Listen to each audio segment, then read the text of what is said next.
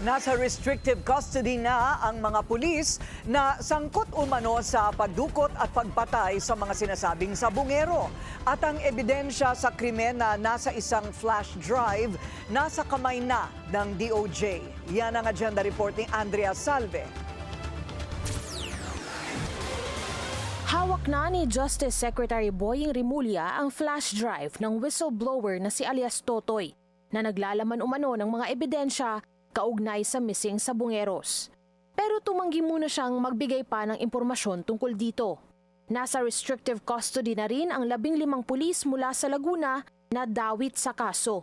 Ayon kay Rimulya, sila raw ang nag-execute sa pagdukot at pagpatay sa mga biktima. Restricted sila, restricted movement sila. Sir, so does this mean we will see charges being filed against them? Doon na papunta yun. Sa panig ng Napolcom, iniimbestigahan na raw nila ang ilang tauhan ng PNP, kabilang na ang mga nasa matataas na pwesto, na inuugnay din sa kaso ng mga nawawalang sabungero.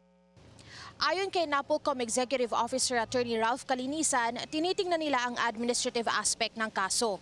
Pwede rin daw silang magsimula ng summary dismissal proceedings laban sa mga sangkot na pulis. Para sa agenda, Andrea Salve, Billionaire News Channel.